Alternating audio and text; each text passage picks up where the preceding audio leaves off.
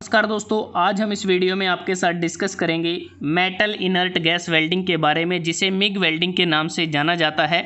और यह एक ऐसी वेल्डिंग प्रोसेस है जो फ्यूज़न वेल्डिंग प्रोसेस का टाइप है और उसमें इलेक्ट्रिक आर्क वेल्डिंग के अंतर्गत आती है और इनर्ट गैस वेल्डिंग है, और साथ में ही एक नॉन प्रेशर वेल्डिंग भी है। और इस वेल्डिंग प्रोसेस को gas metal arc welding GMAW के नाम से भी जाना जाता है। तो बात करते हैं कि इस वेल्डिंग को डेवलप करने की ज़रूरत क्यों पड़ी। 1940 के दशक में जब एल्यूमिनियम और स्टेनलेस स्टील को वेल्ड करने के लिए जो टिग वेल्डिंग थी वो एक स्लो प्रोसेस थी, तो जैसे जैसे हाई रेट ऑफ प्रोडक्शन हुआ तो उस दौरान एक फास्टर वेल्डिंग प्रोसेस की रिक्वायरमेंट हुई, और उस रिक्वायरमेंट को पूरा करने के लिए मिग वेल्डिंग को डेवलप किया गया। तो बात करते हैं कि इस वेल्डिंग को करने के लिए हमें किस किस इक्विपमेंट की ज़रूरत होती है। सबसे पहले अगर हम बात करें पावर सोर्स, जो पावर सोर्स हमें इसमें चाहिए वो DC पावर सोर्स की इसमें रिक्वायरमेंट रहती है। और DC पावर सोर्स में भी DCRP मतलब कि डायरेक्ट करंट रिवर्स पोलैरिटी या डायरेक्ट करंट इलेक्ट्रोड पॉजिटिव, इसकी हमें ज़्यादा ज़रूरत होती है, क्योंकि जो DCRP है इसको ज़्यादातर इसलिए यूज़ करते हैं कि इस पोलैरिटी में जो मेटल डिपोजिशन रेट है वो बढ़ जाता है, और साथ में जो स्पैटर हैं वो भी कम बनते हैं, और गुड क्वालिटी का वेल्ड बीड बनता है, और एक स्टेबल आर्क और स्मूथ इलेक्ट्रोड मेटल ट्रांसफ़र हमें DCRP में मिलता है। और इस केस में जैसा कि इलेक्ट्रोड है जो पॉजिटिव टर्मिनल के साथ जुड़ी होती है, जो एक एनोड होता है, और जो वर्क पीस होता है वह कैथोड नेगेटिव टर्मिनल के साथ जुड़ा होता है। उसके बाद जो इनर्ट गैस सिलेंडर की रिक्वायरमेंट होती है, ये जो सिलेंडर है जिसमें इनर्ट या सील्डिंग गैस वो फिल की जाती है। इनर्ट या जो सील्डिंग गैस हम यूज़ करते हैं आर्गन, हीलियम, नाइट्रोजन, हाइड्रोजन या फिर इनके मिक्सचर को भी यूज किया जा सकता है, लेकिन जो ज़्यादातर यूज़ करते हैं वो आर्गन का यूज़ किया जाता है। उसके बाद है वेल्डिंग टॉर्च और गन। ये जो वेल्डिंग टॉर्च या जो गन है ये दो टाइप के हम यूज़ कर सकते हैं। एयर कूल्ड का यूज़ करते हैं जब हमारी जो करंट कैरिंग जो कैपेसिटी है 200 एम्पियर तक होती है, और जब हमारी जो करंट कैरिंग जो कैपेसिटी है वो 200 एम्पियर से ज़्यादा हो जाती है तो उस केस में हम वाटर कूल्ड वेल्डिंग टॉर्च या गन का इस्तेमाल करते हैं, जिसके लिए फिर हमें अलग से एक वाटर टैंक की अरेंजमेंट करनी पड़ती है। उसके बाद बात आती है इलेक्ट्रोड की। मिग वेल्डिंग में जो इलेक्ट्रोड हम यूज़ करते हैं वो कंज्यूमेबल एक वायर होती है या कंज्यूमेबल इलेक्ट्रोड होता है, जो एक जो वायर स्पूल या फिर जो वायर रील है उसके ऊपर वाउंडेड होता है, जिसका डायमीटर 0.5 mm से 3 mm के बीच में हो सकता है। और जो फीड रेट है उसको पहले से ही प्री सेट किया जाता है, क्योंकि जो फीड रेट है वो बेसिकली डिपेंड करता है वायर के डायमीटर पे या फिर जो वर्क पीस की जो थिकनेस है उस पे ये डिपेंड करता है। तो इस तरह से ये बेसिक रिक्वायरमेंट रहती है मिग वेल्डिंग के लिए।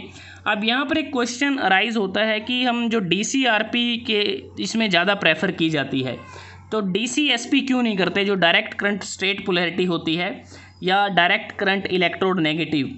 उस केस में जो आर्क है वो ज़्यादा अनस्टेबल हो जाती है, इसलिए नहीं यूज़ करते, और साथ में ही लार्ज स्पैटर बनते हैं, और इसके लिए फिर हमें अलग से एक इलेक्ट्रोड चाहिए जिस पर कैल्शियम या टाइटेनियम ऑक्साइड मिक्सचर की कोटिंग करने की आवश्यकता होती है DCSP के केस में। तो इसलिए हम DCSP को प्रेफर नहीं करते, ज़्यादातर DCRP को ही प्रेफर किया जाता है। अब बात करते हैं कि जो मिग वेल्डिंग है इसको कैसे किया जाता है, क्या प्रोसेस रहती है इसको करने की, और साथ में हम जानेंगे मिग वेल्डिंग की एडवांटेज क्या हैं, डिसएडवांटेज क्या हैं और इसकी एप्लीकेशन क्या है। सबसे पहले बात करते हैं कि इस वेल्डिंग को इनर्ट गैस एटमॉस्फेयर में कंज्यूमेबल इलेक्ट्रोड और वर्क पीस के बीच में आर्क को इग्नाइट करने से पहले जो हमारे गैसेस के कनेक्शन होते हैं या जो वाटर फ्लो होता है उसको अच्छी तरह से हमें चेक कर लेना चाहिए। इसके अतिरिक्त हमें proper current wire feed speed को भी सेट करना होता है तथा सभी जो इलेक्ट्रिकल कनेक्शन है उसको भी एक बार हमें अवश्य चेक कर लेना चाहिए प्रिकॉशन के तौर पर। तो अब बात करते हैं कि इस वेल्डिंग में जो हम आर्क इनिशिएट करते हैं कंज्यूमेबल इलेक्ट्रोड और वर्क पीस के बीच में, उसको दो तरीके से किया जा सकता है। पहला मेथड रहता है कि हम जो हमारा जो करंट और जो शील्डिंग गैस का फ्लो है उसको हम ऑन करेंगे। उसके बाद जो कंज्यूमेबल इलेक्ट्रोड है उसको वर्कपीस या जॉब के साथ हम स्क्रैच करेंगे, और जैसा कि हम नॉर्मली करते हैं इलेक्ट्रिक आर्क वेल्डिंग में, बिल्कुल वही प्रोसेस रहती है। और सेकंड मेथड ये होता है कि आर्क स्ट्राइक करने से पहले हम जो शील्डिंग गैस का फ़्लो है या जो वाटर फ्लो है या फिर जो हमारा जो करंट है उसको हम ऑन कर देते हैं, और कंज्यूमेबल इलेक्ट्रोड को वर्कपीस के साथ टच किया जाता है और फिर उसको फिर से पीछे हटा लेंगे, रिट्रैक्ट कर लेंगे, और उसके बाद वेल्डिंग को फिर से फॉरवर्ड किया जाता है। तो इस तरह से जो आर्क स्ट्राइक करने से पहले हमें 15 mm के करीब कंज्यूमेबल वायर इलेक्ट्रोड को वेल्डिंग टॉर्च से हमें बाहर रखना होता है, और वेल्डिंग करते समय जो वेल्डिंग टॉर्च है और जो वर्क पीस है इसके बीच में कम से कम 10 से 12 mm का गैप होना चाहिए। और जो आर्क की जो हमारी लेंथ रहती है, आर्क लेंथ तकरीबन 1.5 mm से 4 mm के बीच में होनी चाहिए। और इस प्रोसेस में अगर हम बात करें सेमी ऑटोमेटिक है, जो मैनुअली ऑपरेटेड है, या फिर ऑटोमेटिकली वेल्डिंग है, वेल्डिंग सेट हमारे पास है, तो उस केस में सेल्फ एडजस्टेड जो आर्क है हम यूज़ करते हैं सेमी ऑटोमेटिक में, सेल्फ कंट्रोल्ड आर्क प्रिंसिपल का यूज़ करते हैं ऑटोमेटिक वेल्डिंग में। इनके प्रयोग से आर्क लेंथ को कांस्टेंट मेंटेन हम कर सकते हैं। तो इस प्रकार से इस प्रोसेस को हम बड़ी आसानी से कर सकते हैं। जो शील्डिंग गैस हम इसमें यूज़ करते हैं, शील्डिंग गैस को बेसिकली हम यूज़ करते हैं जो हमारा मोल्टन वेल्ड पूल होता है उसको अच्छी तरह से कवर किया जाए, ताकि जो एटमॉस्फेयर में जो गैसेज हैं तो उसके कांटेक्ट में ना आए, जिससे कि हमारा जो वेल्ड होता है या जो वेल्ड बीड होता है उसमें डिफेक्ट आ सकते हैं। उसके बाद जो हम बात करते हैं कि इस वेल्डिंग में हम अलग से कोई भी जो फ्लक्स है वो यूज़ नहीं करते, और साथ में ही जो गैस फ्लो रेट होता है, क्योंकि यहाँ पर हमारे फ्लो रेगुलेटर लगे होते हैं गैस फ्लो के, तो इसमें जो गैस फ्लो रेट है वो बेसिकली डिपेंड करता है जो नोजल का साइज़ होता है। हमारी जो वेल्डिंग टॉर्च या गन हम यूज़ करते हैं उसके नोजल के साइज़ पे वो डिपेंड करता है, और जो बेसिकली 4 से 40 लीटर प्रति मिनट हो सकता है।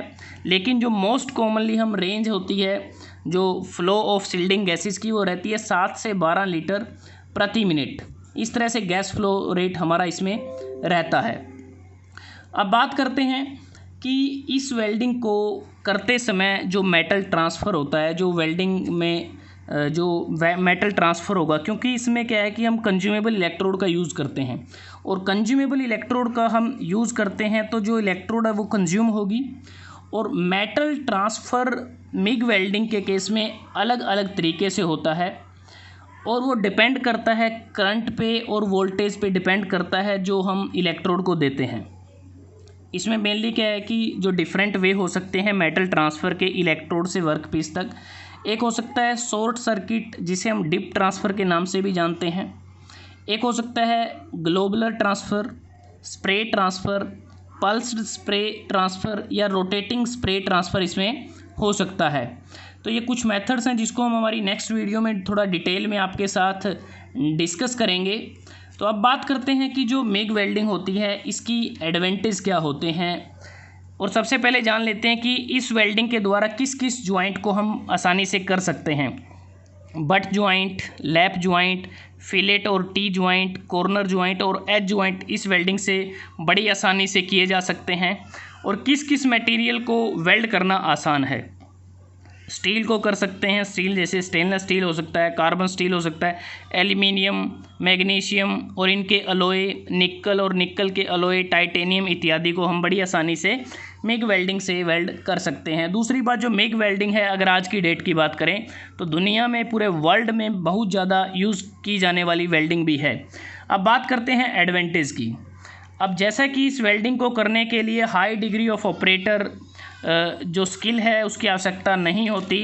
दूसरा, थिक और थिन दोनों टाइप के जो वर्क पीस है उसको बड़ी आसानी से हम इसमें वेल्ड कर सकते हैं और इस प्रोसेस को बड़ी आसानी से मैकेनाइज किया जा सकता है, मतलब सेमी ऑटोमेटिक कर सकते हैं, ऑटोमेटिक भी कर सकते हैं और किसी प्रकार के फ्लक्स का हम इसमें इस्तेमाल नहीं करते।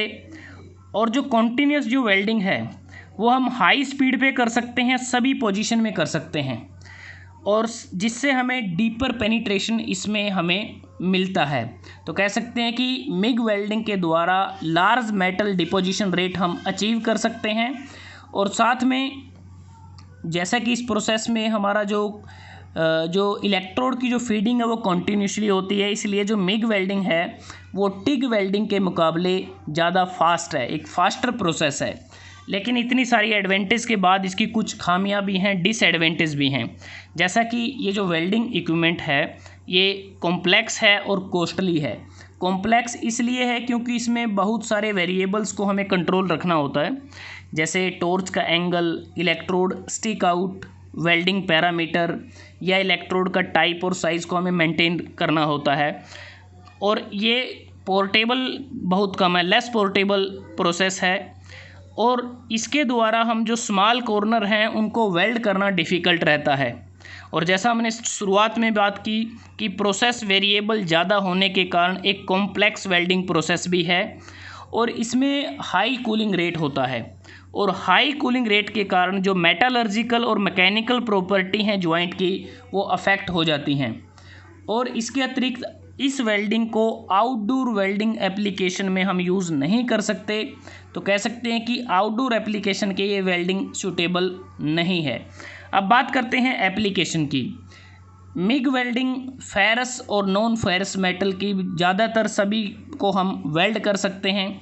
साथ में जो मेटल फैब्रिकेशन इंडस्ट्री हैं जैसे ship building industry, automobile industry, pressure vessel industry, aircraft industry, even जो टूल, स्टील और डाइस को भी हम इसमें वेल्ड कर सकते हैं। रेफ्रिजरेटर के पार्ट जो हम मैन्युफैक्चर करते हैं उस दौरान जो वेल्डिंग की आवश्यकता होती है तो मिग वेल्डिंग से उसे किया जा सकता है। तो दोस्तों आज हमने इस वीडियो में आपके साथ डिस्कस की electric arc welding, metal inert gas welding, जो एक नॉन प्रेशर वेल्डिंग है, इनर्ट गैस वेल्डिंग है, जिसे हम गैस मेटल आर्क वेल्डिंग के नाम से भी जानते हैं। अगर आपको ये वीडियो अच्छा लगा आप इसको लाइक कर सकते हैं, शेयर कर सकते हैं अपने दोस्तों के साथ, स्टूडेंट्स के साथ और चैनल को सब्सक्राइब करना ना भूलें। जल्दी हाजिर होते हैं एक नए वीडियो के साथ, तब तक के लिए धन्यवाद। आपका दिन शुभ रहे।